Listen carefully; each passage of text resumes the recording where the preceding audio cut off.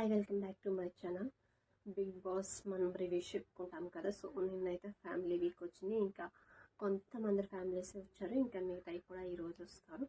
So నిన్న చూసిన వాటిలో నాకు తనూజ వాళ్ళ సిస్టర్ ఉంది కదా పూజ, తనైతే చాలా బాగా హింట్స్ ఇచ్చింది. మనం కొన్ని పాయింట్స్ ఏవైతే మాట్లాడుకున్నామో, అంటే తన ఈ పాయింట్స్లో కొంచెం చేంజ్ అయితే బాగుండురా, నిజంగానే విన్నర్ మెటీరియల్ అని మనం ఏదైతే అనుకున్నామో, సో వాళ్ళ చెల్లి కూడా పూజ అంతే క్లారిటీగా చాలా క్లియర్గా హింట్స్ ఇచ్చింది. సో ఫస్ట్ అయితే వాళ్ళ పాప వచ్చింది, వాళ్ళ పాపను ఎత్తుకొని మా కూతురు అనింది. తర్వాత తను అనుజ అని వస్తుందేమో అని అనుజ అంది, కానీ తను రాలేదు. ఈ అమ్మాయి పెళ్లి కూతురు కదా, వాళ్ళ మమ్మీ అంటే తను వెళ్ళమందంట బిగ్ బాస్లోకి. సో పూజ అనే అమ్మాయి వచ్చింది.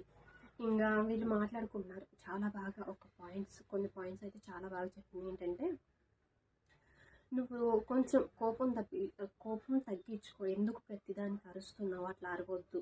మమ్మీ కూడా చాలా టెన్షన్ పడుతుంది, నీకు బయట సపోర్ట్ ఉంది, అలాగే ఇంట్లో కూడా సపోర్ట్ ఉంది. ఏంటంటే ఈ మధ్యన తనూజ నాకు సపోర్ట్ లేదు, హౌస్లో ఎవరు సపోర్ట్ లేదు అంటుంది కాబట్టి, సో ఆ పాయింట్ కూడా తనకైతే క్లియర్గా హింట్ అయితే వచ్చినట్టు అనిపించింది.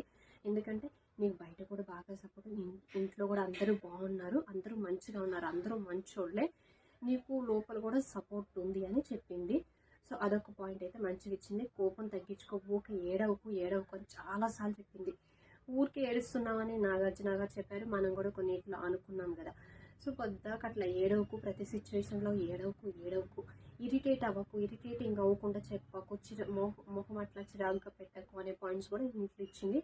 అదే కాకుండా వాళ్ళ మమ్మీ కూడా ఇదే బాధపడుతుంది, అంటే తను ఊరికే ఏడవడం వల్ల, చిరాగ్గా ఇరిటేటింగ్గా ఫేస్ పెట్టుకొని అందరి మీద అరవడం వల్ల, ఇవి వాళ్ళ మమ్మీ కూడా ఇదే పాయింట్స్ ఫీల్ అవుతుందంట. సో ఆ హింట్ కూడా బాగా ఇచ్చింది. మమ్మీ ఇలా ఫీల్ అవుతుంది, ఇవన్నీ కొంచెం తగ్గించుకో, ఏడవకు, కూల్గా ఉండు, ఇరిటేట్ అవ్వకు, అందరి మీద బయట సపోర్ట్ ఉంది, ఇంట్లో కూడా సపోర్ట్ ఉంది అనేది క్లారిటీగా ఇచ్చింది.